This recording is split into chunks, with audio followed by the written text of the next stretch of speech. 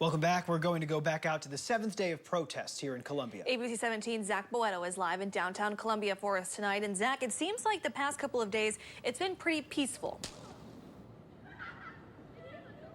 Yeah, Deb, Lucas, and lately it's started to lighten up here. There are maybe 10 or 15 people still at CPD, and there are people still up at the courthouse demanding justice for George Floyd.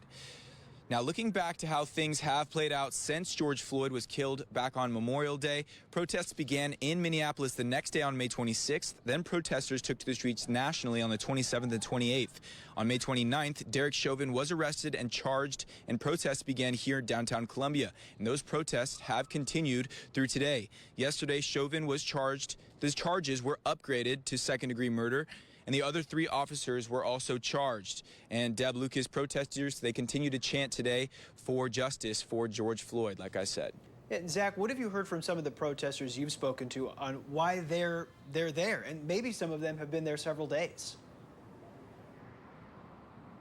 Yeah, Lucas, I talked to a couple protesters earlier today. Some are underage and they can't vote, and they just want to get out and voice their opinions and be heard. Really, they want change. I spoke with the gentleman earlier as well who was a felon. He went to jail for a while, served some time, and he said he can't vote, but he really wanted to have his voice heard and get out here and let people know that he wants change as well.